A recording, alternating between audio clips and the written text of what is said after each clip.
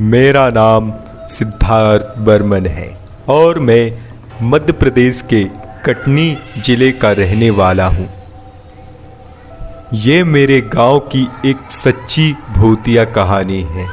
उस समय सबके सर पर आईपीएल का खुमार चढ़ा हुआ था। मैं भी आईपीएल देखकर सोने के लिए लगभग रात के 12 बजे सोने वाला था, लेकिन गर्मी के कारण मैं अकेला छत पर खटिया लेकर सोने चला गया। इतनी गर्मी थी कि नींद भी जल्दी नहीं आ रही थी। बड़ी मुश्किल से मैं सो गया। रात के लगभग 1:30 से 2 बजे कुछ रोने की आवाज़ सुनाई दी। मुझे लगा कोई बच्चा रो रहा होगा, इसलिए पहले मैंने ध्यान नहीं दिया।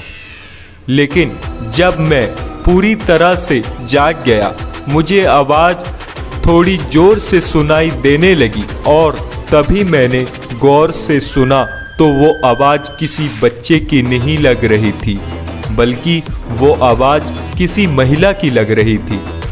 फिर मैंने उठकर देखने की सोची। अंधेरा होने के कारण मुझे मेरा मोबाइल मिल नहीं रहा था। कुछ देर अंधेरे में हाथ फेरने के बाद मुझे खटिया के नीचे मेरा मोबाइल मिल गया, जो खटिया के नीचे गिर गया था। मैं उस रोने की आवाज़ को सुनकर काफ़ी डर गया था। मेरा घर थोड़ा गांव के बाहर की तरफ था। आसपास बहुत सारे घने झाड़ियां थी। चारों तरफ काफ़ी अंधेरा दिखाई दे रहा था।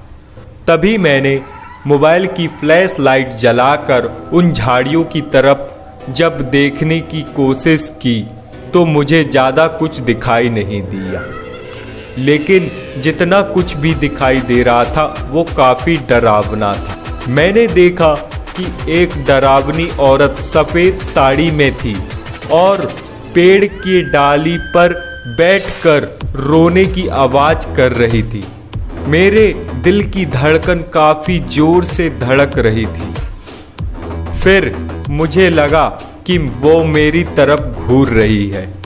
उस समय डर के कारण मेरी हालत काफ़ी ख़राब हो चुकी थी। फिर मैं तेज़ी से नीचे रूम की तरफ भागा और अपने रूम में जाकर दरवाज़ा और सारी खिड़की बंद कर दिया। दूसरे रूम जाके अपने मम्मी पापा को भी बुलाने की साहस मुझ में नहीं था। पूरी रात मुझे नींद नहीं आई और ऊपर से इतनी गर्मी। पूरी रात जागने के बाद सुबह मैं कब सो गया पता ही नहीं चला। फिर लगभग 7:30 बजे दरवाज़ा खटखटाने की आवाज़ सुनाई दी। जब मेरी नींद खुली तो रूम में अंधेरा था, क्योंकि रात को मैंने सारे खिड़की दरवाजे बंद कर दिए थे। जब मैंने दरवाज़ा खोला तो मम्मी थी। वो पूछी, क्यों इतनी लेट तक सो रहे हो? मैंने सारे घर वालों को बीती रात की घटना के बारे में बताया। फिर मेरे पिताजी ने बताया कि वहाँ पर कुछ आवाज़ उन्होंने भी सुनी थी। एक बार तो उन्होंने उस डरावनी औरत को भी देखा था।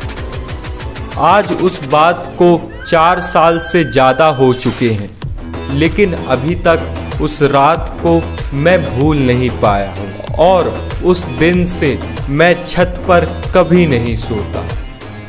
ये थी मेरी कहानी। आशा करता हूँ कि इसे सुनकर आपको मज़ा और डर लगा होगा। आपको मेरी वीडियो अच्छी लगी है तो लाइक एंड सब्सक्राइब ज़रूर करें। मिलते हैं किसी नई सच्ची घटना पर आधारित कहानी पर।